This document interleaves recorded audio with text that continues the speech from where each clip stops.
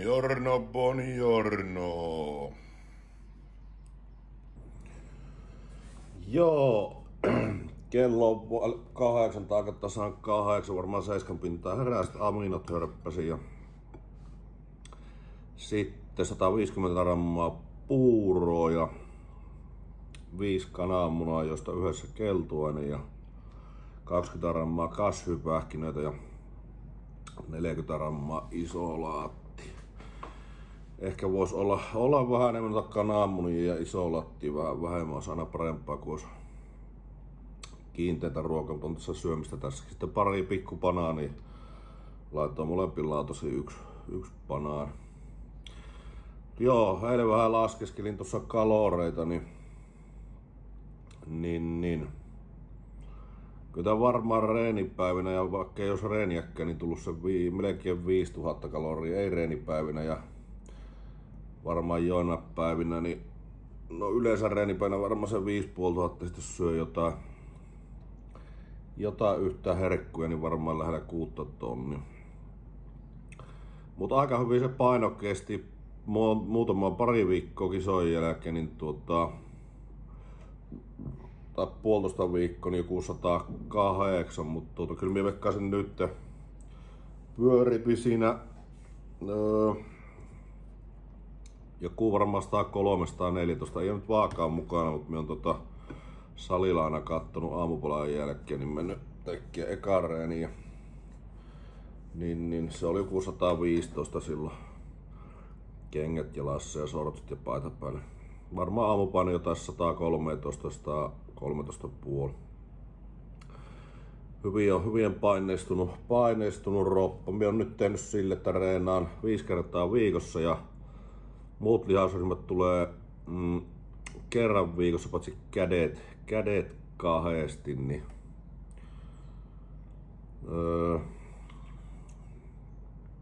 ja sitten on tehnyt sille, että reenaan 2 päivässä. Jos on vaikka jalkareeni, niin aamulla takareet ja pakara ja illalla etureet, niin saa aika paljon paremmin. Ja eilen tein esimerkiksi selkähauis.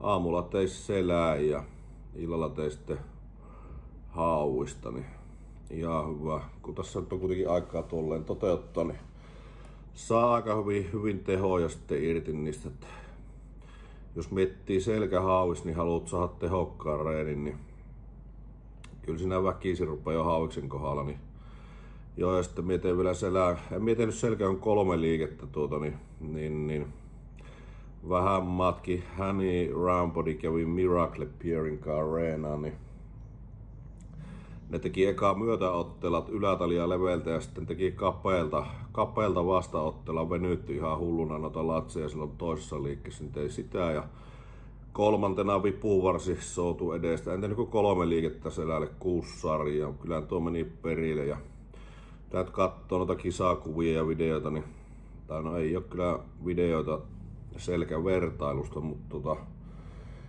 niin ei nyt selänkaan ei ole kyllä mitään heikkoutta, niin minä osaan selänkaan nyt ottanut sitten pari pakaran liikettä, että saisi kannikkaa isommaksi. Niin. Mut hyvin on lähtenyt tällä Samuilla homma käyntiin.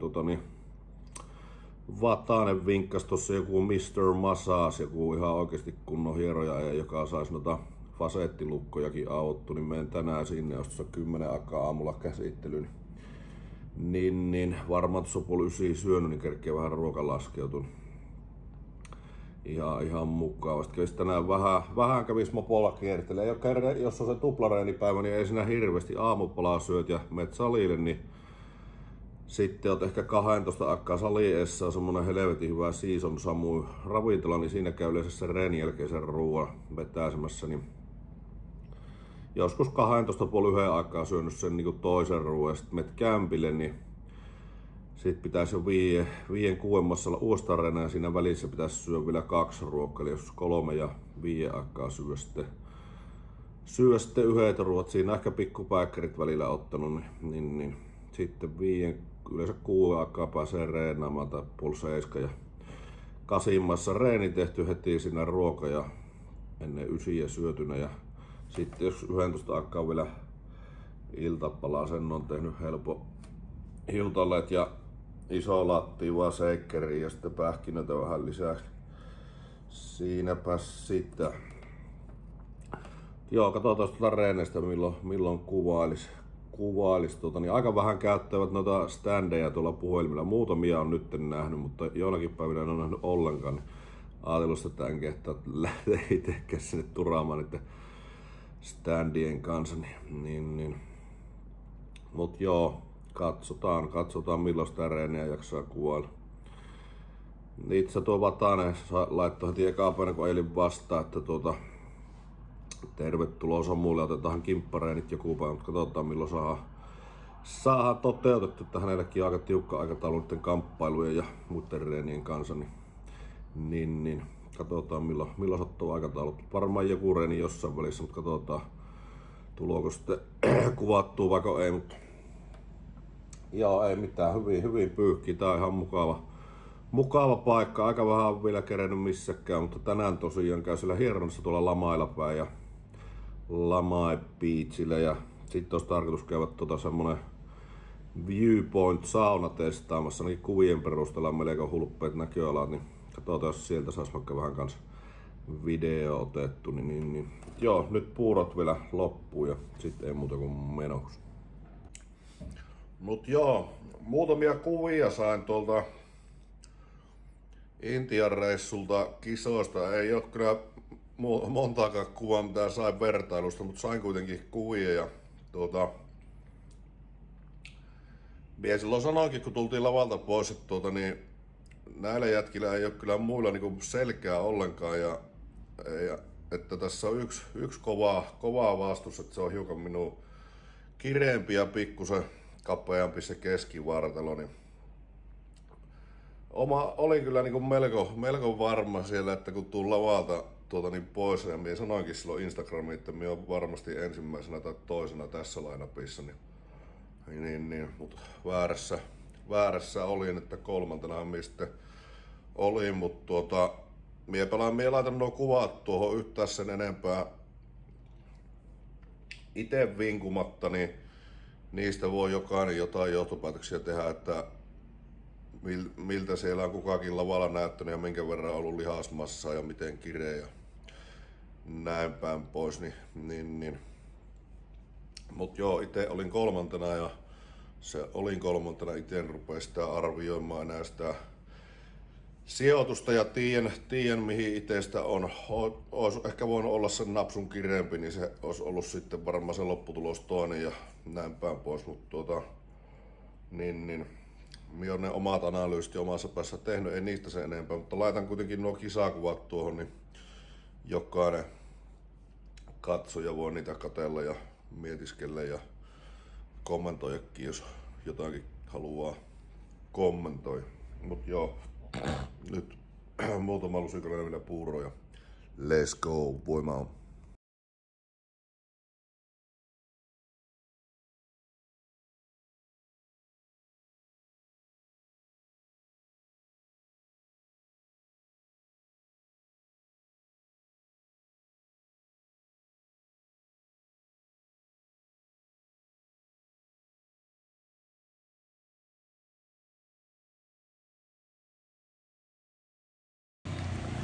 No niin, se olisi Hieronnassa käyty, Mr. Massakela. Oli kyllä hyvä. Pitkään ollut tuo vasen epäkäs tiltissä, niin se tuosta rangasta löytiin jonkun peukalonpään kokoisen kohan, mitä se pitkään naputteli naputteli tai nyt naputellut, mutta hinkkas auki, että siinä on joku, mikä tekee koko ajan semmoista jotain suojalukkoa siihen, niin se on ollut tietysti jo varmaan 7 vuotta siinä, mutta katsotaan, oli kyllä tosi hyvä käsittely ja niin sit auko vähän kokonaisvaltaisesti koko roppa, niin oli kyllä mukava käsittely. Mut joo, pätevä ja 23 vuotta tehnyt noita hommia, niin ties kyllä vähän mitä teki. Siitä ostin vähän jotain detoksiyrttejä. Tää tammikuu vielä painetaan kovaa ja pitää helmikuun alussa muutenkin tehdä detoksi, niin sanoo, tästä litkusta keitellään 2,5 litraa vettä ja parikymmentä minuuttia keitellään ja sitten pikku tiraa ennen kuin käydään nukkumaan, niin sanotaan aamulla pitäisi vatsa toimia aika hyvin. Niin. Mut joo, sitten minä kysyin, että jotain sanoo, että muutaman päivän tekee tai ihmiset detoksi tai jotain, ja sitten kysytään, miten pitkä minun pitäisi tehdä, niin sanotaan 20 päivää ainakin. En tiedä mitä se tarkoittaa. Sanoo, varmaan melko paineessa on kyllä roppa, kun niin paljon täynnä hiilaria ja näin päin. Joo, eipä mitään, lähtee ajelemaan tuonne saunapaikalle, kunhan saanut ruokaa tästä ekaa jostakin. Niin. Joo, lähdetään kurvaille. Joo, tuli tämmösen saunapaikkaan. Ei täällä ole ketään muuta asiakkaita täällä kuin meikäläinen. Keleepaa. Tää ottaa vähän esittelyviliin.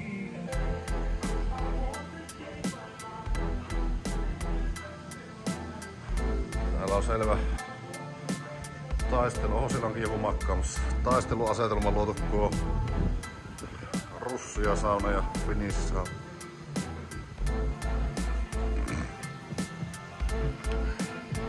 Siinä on jääkylpy, laittavat jäitä. Tuossa oli kyllä toinenkin tämä joku jääallas. Tääkin on aika varmaan paljonkohan olisi. On se reilusti alle 10 asteesta.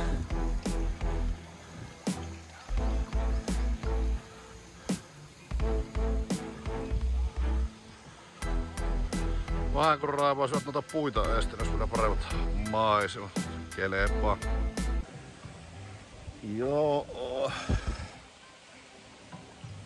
Hieroja saattaa tässä yrittää rentoutua enemmän, että vaikka lämpimässä veessä makkalle ja rentoutua, mutta tässä nyt ei ole kyllä lämmintä vettä tässä hierontapaikassa. Ei hierontapaikassa, kun saunapaikassa, mutta minä äsken makkailin, tuossa on aika lämmintä tuossa uima-altassa tuo vesi.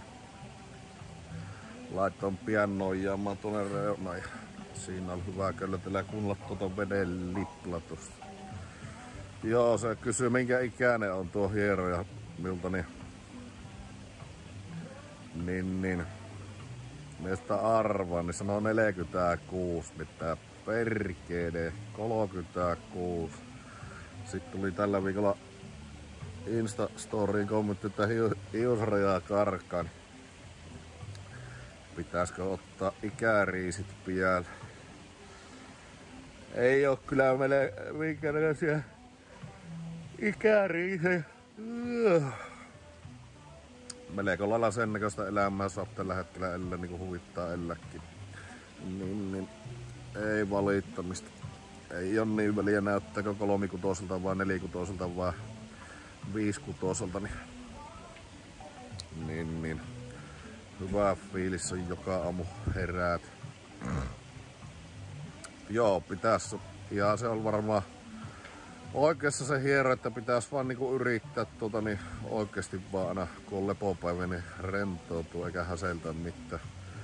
Jonni joo. Toki nyt joudun kyllä, en ehkä tänään lähde ajele pitemmällä, enkä maanantainakin ole lepopäivä mennä taas hierontaa sille Mr. Massakille, mutta ensi torstaina varmaan niin vois melkein tää saaren ympäri ajella mopolla, niin jäis vähän siitäkin muistoja. Sitten tulee aika paljon noita viewpointteja, niin kävis niitä kiertelee. Ja nyt varmaan, no kyllä tää on aika iso saari, niin saatahan varmaan varata se yhden kokonaisen päivän, jos mennäs ihan ympäri ajella. Niin. Kun joku kolme ruokataukoa välissä, yhden juotava ateria ottaa mukaan. Siinäpä siitä. Jos koko saara kiertää yhteen päivään, niin ei kyllä hirveämmin kerkiä jää ihmettelemään noita eri kohteita. Tää on vähän jos tätä lähtee kiertämään niin kartan mukaan, niin muistaakseen pitää, siellä nyt ei mä oikein kuin yksi tie sitten ympäri, niin se on sitten melkein kerralla kierrettävä ympäri. Sieltä lähtee sitten semmosia pistoja kyllä tuonne sisäsaareen päin Kukkulalle päin, eli siellä on jotain vesiputouksia sun muita, niin. Katsotaan mitä sitä yhteisessä päässä kerkee vai pitääkö 2 päivänä käydä kiertelemään, mutta se nyt selvii sitten viikon perästä.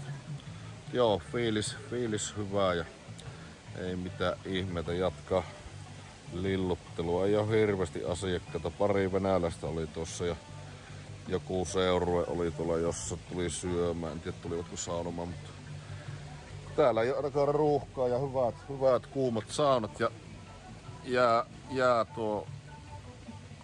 jääkolopakko, jäälaatikko, niin suavi mäntyy icepättiin jos haluun.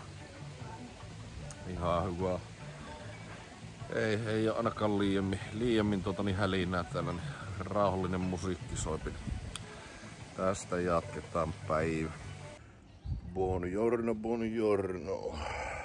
Kämpiltä lähtee tossa kun kanoja ja kukkoja, tai onko pelkkien kukkoja joku alue, missä ne huuttaa joka aamu, mutta ei nyt onneksi siihen herrekkoon korva tullut. Joo, kello on vaille 9 ja sai vähän nukuttua pitempään, vartti yli 8. Joka aamu on kyllä ennen 7 herännyt vähän semmosella dieetin loppuajan kaltaisella kierroksella edelleen. Aminot hörppäsi ja pitää lähteä kananmunia ostaa, kun ei ole. Yleensä on kyllä keittänyt valmiiksi ja kuorinnut ja laittanut jääkaappiin, ei tarvitse aamulla käydä turaamaan. Ei siinä mitään, onneksi ei ole kauppa sen kauempana. Tässä ei tässä saa käännettyä tätä kameraa vahvista. Tuolla näkyy jo 7-Eleven. Sieltä vähän kananmunia. Tänään olisikin käsireeni ja joku 1 reeni. Supersarjoja. Nyt on ollut kyllä pirun hyvää tää reenijako. Pitää tossa joku kerta kun muistaa niin höpötellä vähän paremmin videolle, että miten se meni.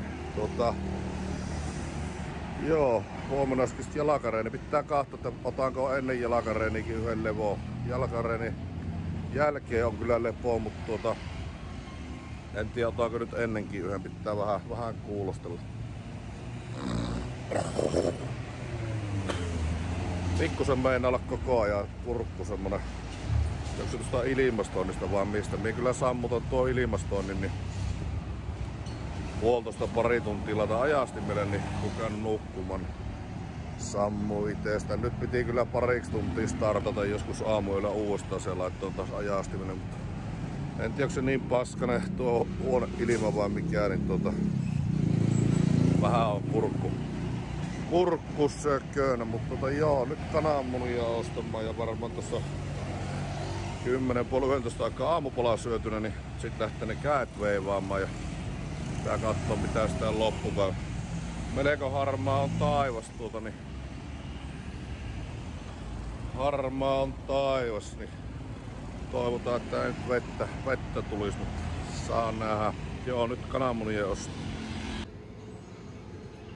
Näitä Oreotakin on nykyisin myynnissä niin kuin kaikenlaista paskaa. Tässäkin on varmaan miten monta erilaista tässä on näitä, jotta tikkuja ja mini-oreoita ja kaikki. Meikä ottaa kananmunia.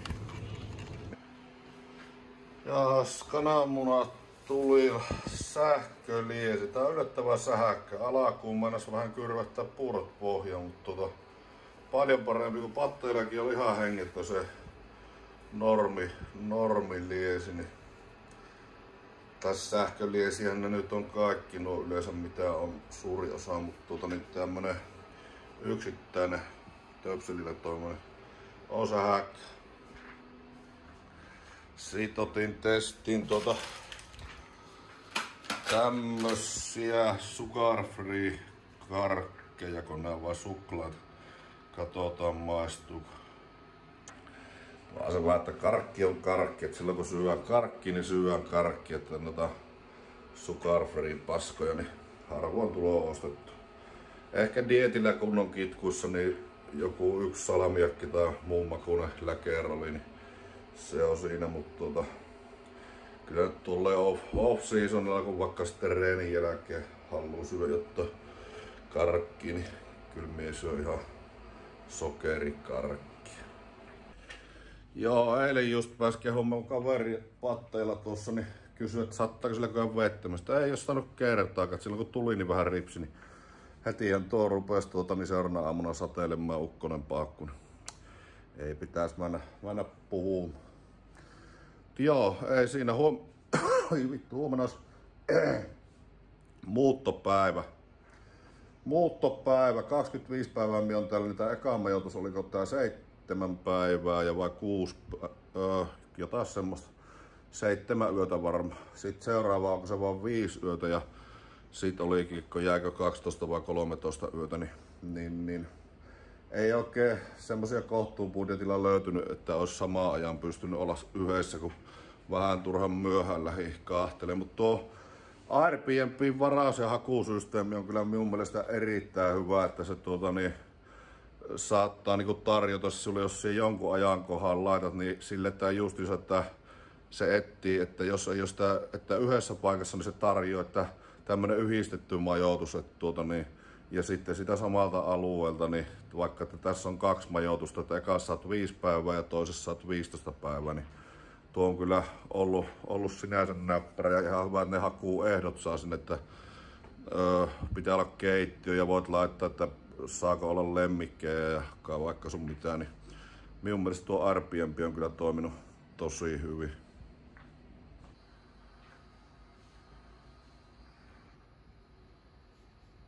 Kyllä. Joo. Vähän multitaskaamista. Munat kiehuu, niin teen nyt aamupalalla otan jotain 7 munaa nyt, niin varmaan 30-35 grammaa iso laatti ja sitten jo reenille tuo reeniaikaisen juoman valmiiksi. Ei joku 1 shakeri, niin en saa palautusjuomaa tehty nyt sammaakaan, mutta heti aamupalan jälkeen tarvii välissä ruveta pesemään noita, niin siihen palakkari sitten ja siitä onkin kaikki valmiina, kun on reenille lähdössä. Nonni, munat keitelty ja kuorittu. Tiedän, että tuo onneksi tuo hyvä tuo liesikin tosiaan, kun se keittää kunnolla, se kuplii tuo vesi, kun tuolla patteella se taas ei se oikein jaksanut se paskaliesi keittää, niin ne varmaan liimautuu sen takia kiinni nuo kuoret. Nyt jaksaa jopa keitellä noita, ja kun saapi kuorittu. Joo, 7 valkoista, 1 keltainen, 1 banaani tuohon vähän makua tuomaan ja puurot niskaan. Ja tuossa on 2 mangoa, niin siitä syön 1 ja siitä on 35 grammaa isolattia tuolla ja vitamiinit ja hiveaineet ja entsyymit ja niin päin pois. Joo, se olisi aamupalat kituusissa, sitten ei muuta kuin käsiä pumppaa. Joo, tuosta reenijaosta vähän höpöttelin tuossa, niin nyt on tehnyt sille, että no tää nyt lähtee varmaan vähän rullaamaan tää jako, jos tää venyy 8-päiväiseksi, niin tarvii esim. Jalkareeniä ennen tai jälkeen lepoja. Mut kuitenkin maanantaina olisi lepopäivä, tiistaina on olkapäät, ojentajat, pohkeet, niin minä on tehnyt aamupäivällä nuo olkapäät, yleensä teen 2 takaolkapäälle, 2 punnerusta ja sitten 1 eristävää sivulohkoille, yleensä se 1 eristävä. Ja illalla sitten ojentajia 3 tai 4 liikettä ja sitten pohkeita enemmänkin tässä silleen pumppaustyyli, että pitkää sarjaa ja mahdollisimman paljon verta sinne pohkeisiin. Sitten on keskiviikkona selkä, pakara, hauis. Eka viikolla tein selkää 4-5 liikettä, mutta sitten me rupesin vähän katselemaan kisakuviakin, että ehkä me ei kannata tai sitä voi puottaa työmäärää selältä ehkä vähän jopa pienemmäksi ja sitten priorisoida enemmän ehkä pakaraseutua, että sais sen kannikan enemmän esille ja nousemaan tuo yläkannikan, niin se pienentäisi torsoa tuosta selän puolelta. Niin nyt tein tällä viikolla ylätaljan myötäotteella ja sitten perään tein ylätaljan vastaotteella hartialevyisellä semmoisella ihan sairaan kovalla venytyksellä, niin katoin kun tuo Honey Rampadi tuo Miracle Bearica reenasi, niin ne reenasi vähän silleen ne ylhäältä tulee, että eka tosiaan myötäotteella ja sitten vastaotteella kunnon venytyksellä ja jarrutuksella ja pidolla. Niin sitten vipuvarsi souttuu kahdella kädellä siihen. Yleensä on tehnyt yhdellä kädellä, mutta vähän tuo vatsa seutui vielä jotenkin ihmeellisen tuntunen silloin kun se repsahti, niin parempi kun tekee kahdella kädellä, niin se ei kierrä. Sitten on tehnyt pakaroille mie kun lähdin tänne Samuille, niin tuo yksi taikkupodarillikka, tuo Furni, niin se on Wellness Pro, niin se näytti mulle yhden pakarareeni, että niin, mitä olisi hyviä liikkeitä jotenkin sinne yläkannikalle, niin sitten on tehnyt tuommoisen aktivoi ekaan kannikolta tuommoista sivuttaiskävelyä kuminaa tuossa polvissa ja sitten on tehnyt horsekikkiä, mikä se on?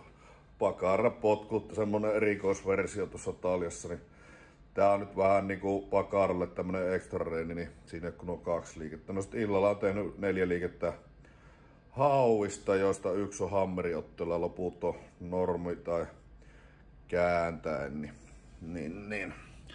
Sitten onkin lepo sen päivän jälkeen ja eilen olikin perjantai, niin tein tuon rinta ja sitten onkin taas pohkeet. Rinnalle teen 5 liikettä, josta 3 on punnerusliikkeitä ja sitten 2 eristävää liikettä. Ja illalla sitten teinköhän me 5 sarjaa pohkeita. Kaikki tein samassa koneessa. Tuossa Sakseskymillä on melko paskat pohjekonnet, niin tein nyt pelkästään yhtä liikettä pohkeilla.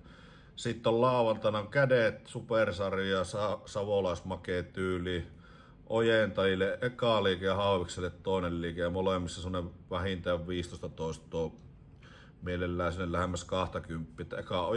Mietin eka se ojentajaliikkeen tappiasti ja sitten heti perään se haavisliike ja sitten 2 sarjaa per liikepari ja sitten 4 liikeparia. Sitten molemmille haaviksille sekä ojentajille on vielä ottanut ekstrana niin yhdet semmoset mahdollisimman venyttävät liikkeet loppuun pitkillä venytyksillä suht pikkupainoilla niin mahdollisimman paljon saa sitten venyymään niitä kalavoja sieltä. Sitten siihen jääkin enää sunnuntaille tuo jalkareeni, eli sitä nyt en ole tässä tupla hommassa vielä kerännyt tehdäkään, kun niin se meni vähän sekaisin, kun tehtiin se kimppa pakarareeni silleen kun lähdin reissuun, mutta tässä on etu- ja takareet niin erikseen. Varmaan aloitan aamulla, teen tuon pakarat ja takareidet. Ekana siinä on 1 pakaraliike ja pari koukistusta ja sitten suorijalan vetoa. Pitää katsoa vähän tekeekö 1 vai 2 koukistusta ja pakaralle 1 vai 2, mutta sitten on ojennusta illanreenissä ja kyykkyy. Olen tehnyt melkoisen pienellä painolla lähemmäs 20 toistoa ihan pohjasta kantakorokkeella ja sitten viimeksi tein kyykkykonetta ja mitähän mie sitten. Teinkö mie jotain sissykyykkyä lopussa voi mitään, mutta ei siihen paljon muuta enää tarvi. Mut joo, semmonen. Nyt niitä käsiä lähden pumppaamaan ja katsotaan, otankohan voisi ottaa ehkä tuo standi, niin katsotaan jos mie saisin jotain sitä vähän vaikka kuvattua sitä reenistä.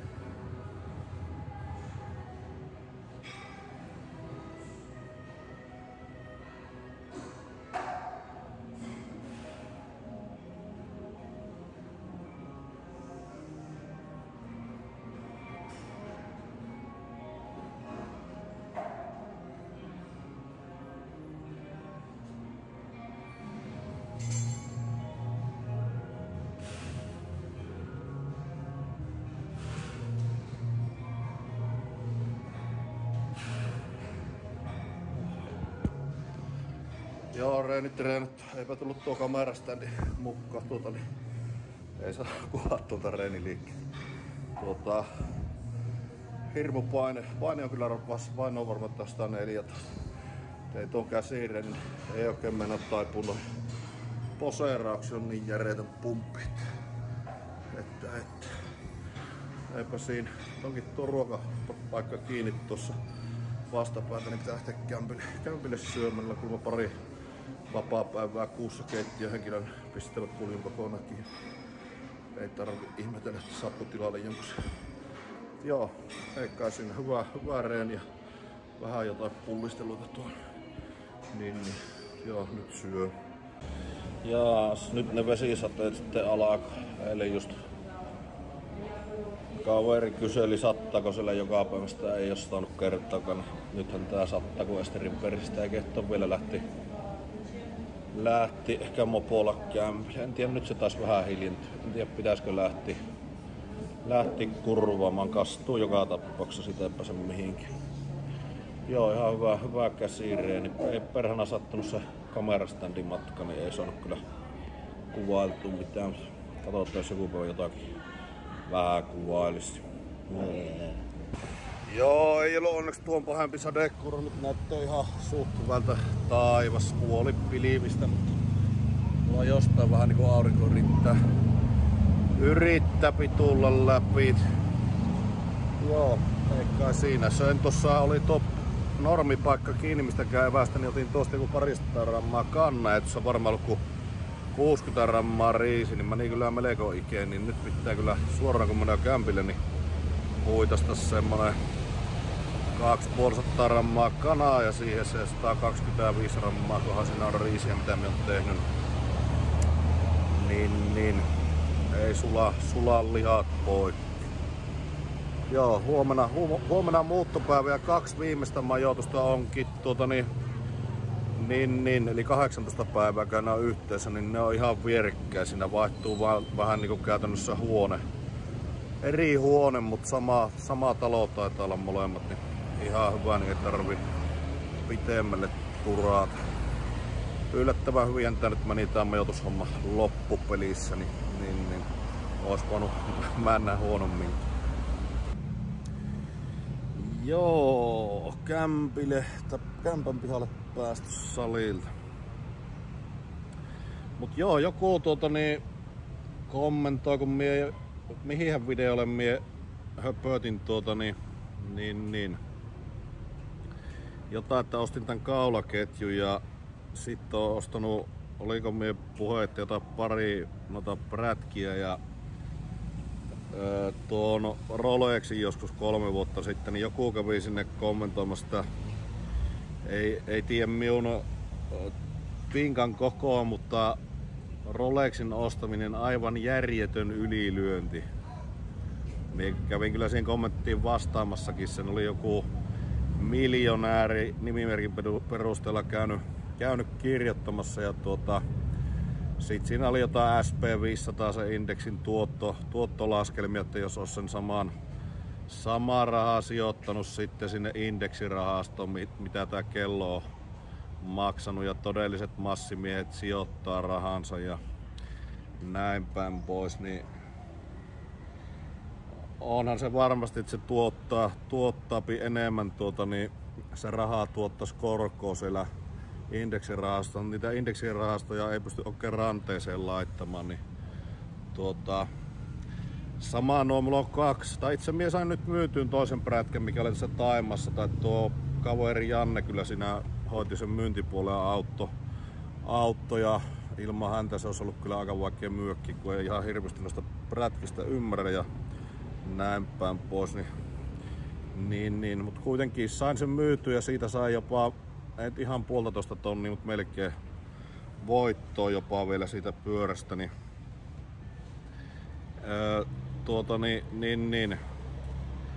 nekin pyörien 2 pyörää musklerodin yhteisarvo niin varmaan oli tyyliin lähemmäs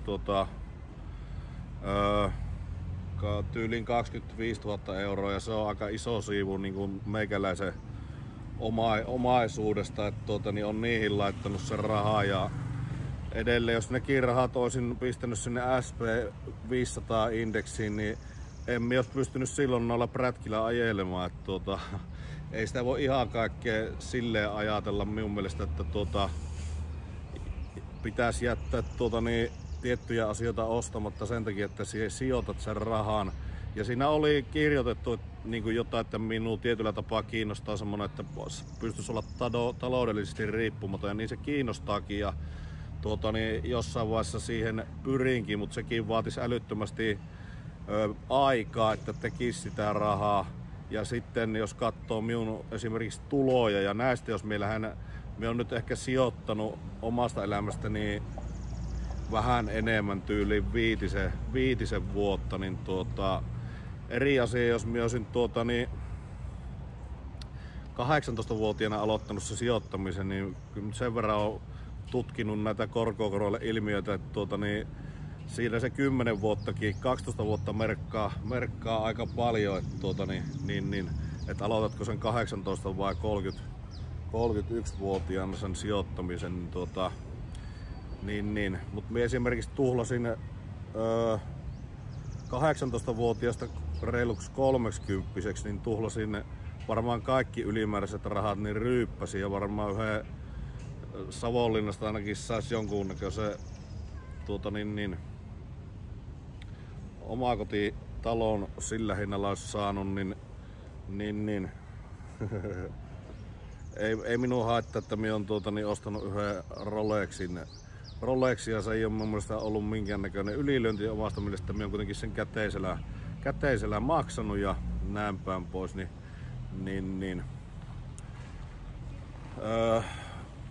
mitäs tuossa oli kissa pyörimässä, niin meni ajatus sekaisin. Joo, että semmonen on minun mielestä, jos miettii mikä on ylilyönti, niin semmonen voi olla minun mielestä sitten minun mittakaavalla ylilyönti, että täällä vaikka viikon poltat jotain jäätä ja sekoilet tuolla ja sitten heräät jostain taimaalaista putkasta ja sulle sanotaan, että sä oot tappanut jonkun ihmisen, että seuraavat 20-30 vuotta sä oot nyt täällä sitten kalterin takaa, niin se on minun mielestä semmonen ylilyönti, järjetön ylilyönti, mutta se, että minä ostan jonkun Rolexin, mihin menee aika isokin osa minun omaisuudesta ja minä kuitenkin sen käteisellä maksanut, niin ei siinä minun mielestä mitään ylilyöntiä.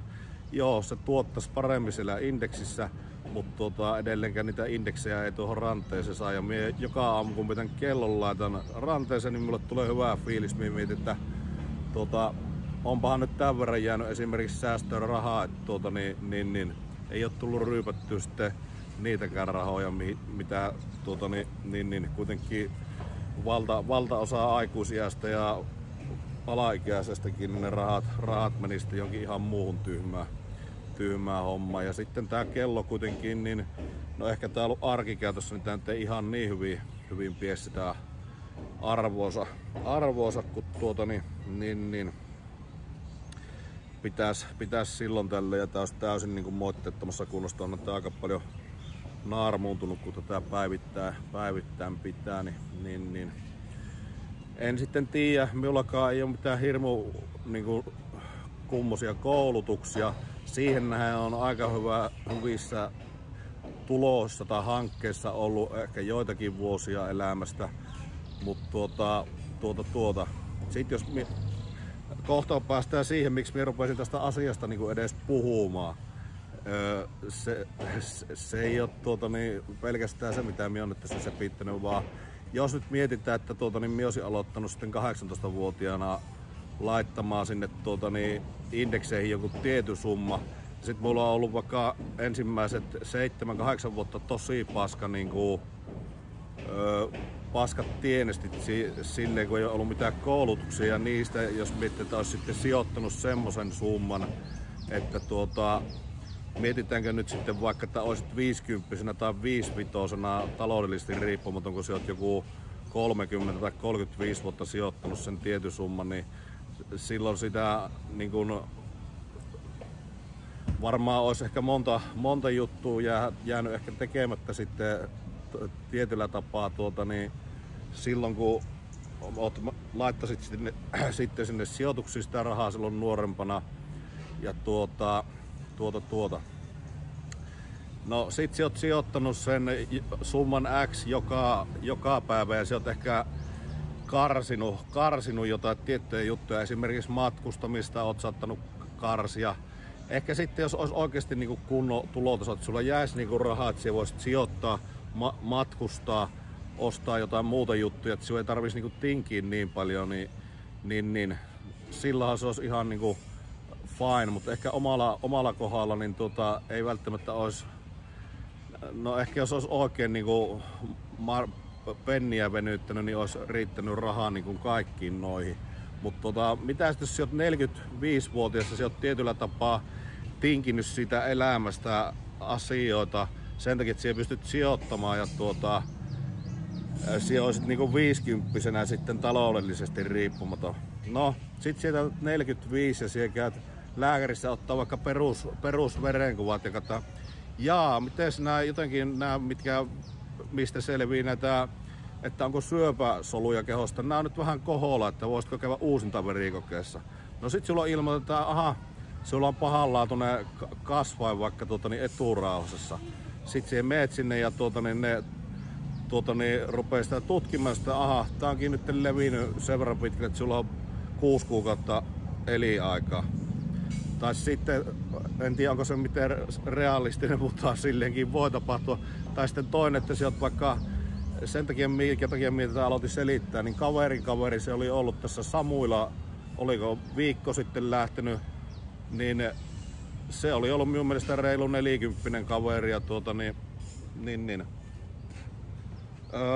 Bangkokin kentän niin kuin WC-tila oli sitten hänen elämä päättynyt ja hän ei tosiaan ollut kuin joku reilu 40 kaveri käsittääkseni, maksimissa olisi joku 45. En nyt ole ihan varma sitä iästä, mutta ei kuitenkaan käsittääkseni hirmu vanha kaveri. Oliko käsittääkseni sitten sydänkohtauksessa saanut sinne Bangkokin Suvarnapumin lentokentän vessa ja se oli siinä. No mitä jos itellä on sitten vähän vaikka sama tilanne, että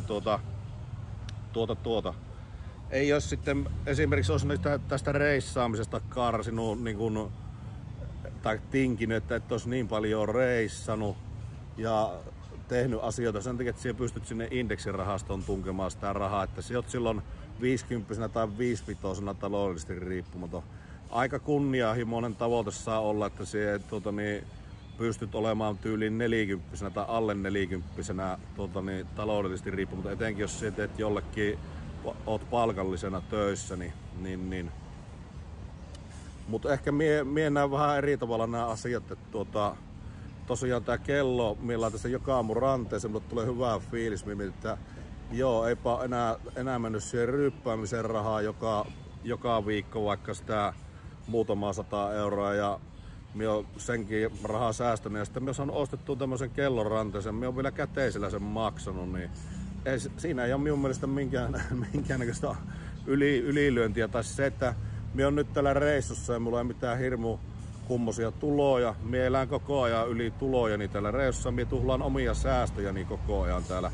Minä elän käytännössä koko ajan miinuksen puolelle täällä reissun päällä, niin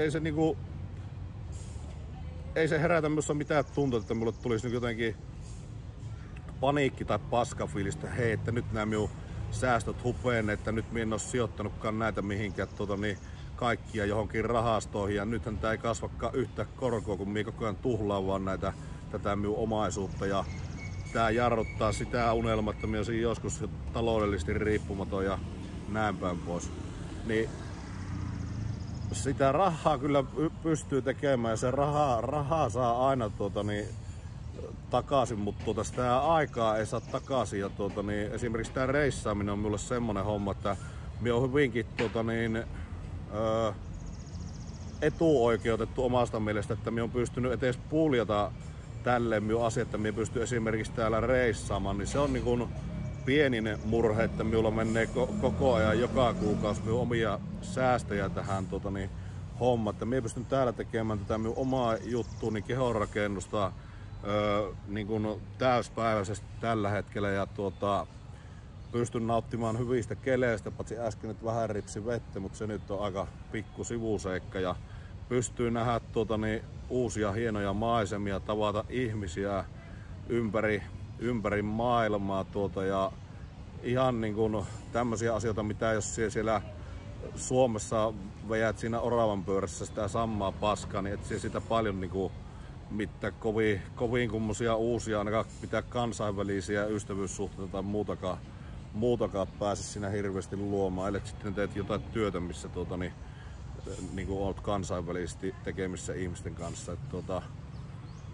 Nytkin oli tuossa joku liikka, niin se on Brasiliasta kotoisin, se on lääkäri ammatilta, niin se täältä Samui saarelta se tekee online vastaanottoja. Se tekee sitä lääkärin työtä täältä toiselta puolta maailmaa ja käsittääkseni se nyt tekeekö se sitten sinne Brasiliaan sitä vai onko se sitten jonkun en usko onkohan edes Taimaassa mitään online vastaanottoja olemassa, mutta tämmöisiä juttuja niin täällä tapaa niin ihan käytännössä laajasta laitaa ihmisiä, että tänne niin kyllä minun mielestä tulee aika paljon niin ympäri maailmaa, etenkin että just tää Samuin saarikin ja varmasti Phuket ja Pattaja on kyllä semmonen sulatusuuni, että sinne tulee niin erikoista porukkaa ihan ympäri maailmaa ja sielläkin on niin tutustunut semmoisiin ihmisiin, kenen kanssa varmasti tulee olemaan niin eli-ikäisiä ystävyyssuhteita ja näin päin pois, niin kyllä tää niinku, jos nyt unohdetaan vaikka tuo kello, niin kyllä tää esimerkiksi reissaaminen antaa mulle tällä hetkellä tästä tähän elämään 100 kertaa enemmän kuin se, että mie sijoittaisin niitä vähiä tienestejä sinne SP-indeksiin ja ootan niin kun mie täytän 55 ja sitten kuitenkin saan 53-vuotiaana slaakin, niin näin. Ja muutenkin se elämä on kuitenkin niin arvaamaton ja se voi niinku tapahtua tuosta noin ja noin, niin siitä kuoli 2 ihmistä, se voi olla siellä ja vaikka sinun paras kaveri ja siellä ja sinun äitisi tai ihan niinku sama ketkä ihmiset, niin kyllä sitä niinku kannattaa ehkä tietynlaisia suunnitelmia olla sinne tulevaisuuden varalle, mutta vähän on omasta mielestä utopistista, että kannattaa mihinkään 30 vuoden päähän niinku ihan hirveitä ruveta suunnittelemaan, ellei sitten sulla on jotain niin kuin esimerkiksi lapsia varten haluat, niin niihin varmasti muodostuu semmoinen rakkaussuhde ainakin joillakin ihmisillä, että haluat sitten niiden varalle sitten jättää jonkun isomman potin, mutta kyllä täällä loppupelissä kuitenkin jokaisen pitäisi elää itsellensä eikä kenellekään muille, että niin, itse ainakin meinasin elää tämän koko elämän pääasiassa itselleni, että ehkä sitten jos ja kun, en sitä tiedä pystyykö edes saamaan lapsia, mutta jos joskus on perhettä, niin totta kai se on niin kuin itsellä varmasti prioriteettina aika korkealla, mutta kyllä se kannattaa paljon huolehtia sitä omastakin hyvinvoinnista ja mikä siut tekee niin kuin onnelliseksi, että oli se sitten mikä tahansa ja teit mitä tahansa ja menikö siihen rahat vai menikö ne sinne indeksiin vai mihin ne meni, mutta jokainen niin kannattaa ehkä tehdä silleen niin kuin omasta mielestä tuntuu niin parhaalta ja polkea ne rahat niin sinne miten niin kuin omasta mielestä tuntuu parhaalta, että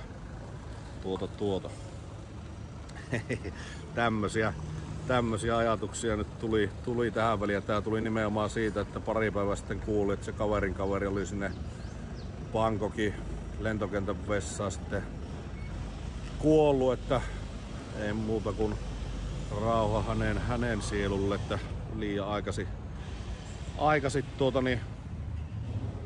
taas poistui yksi ihminen tältä maailmalta ja sitä ei ikinä tiedä kuka sitä on sitten seuraavaksi, että sen on tässä lähivuosina huomannut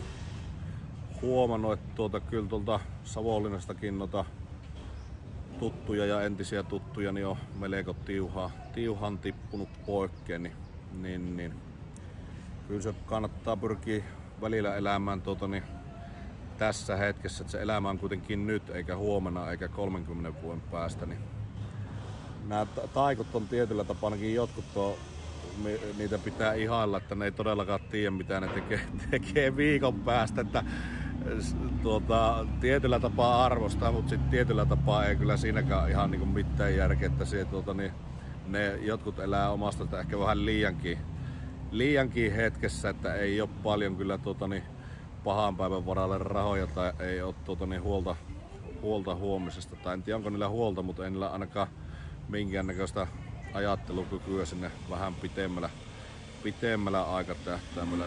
Niin. En tiedä, kai ne osaa sitten aika hyvin kuitenkin editointihommia. Makutestissä Fisherman Friends, no sugar. 4/5 tai 4,5/5. 2/5. Joo, ylikuumeni puhelin tuossa aikaisemmin kun kuvailin noita höpinöitä, mutta kyllä siinä kaikki suunnilleen tuli mitä siinä oli mielessä. Elämä on tänään, tässä ja nyt, ei huomenna eikä ylihuomenna eikä 30 vuoden päästä.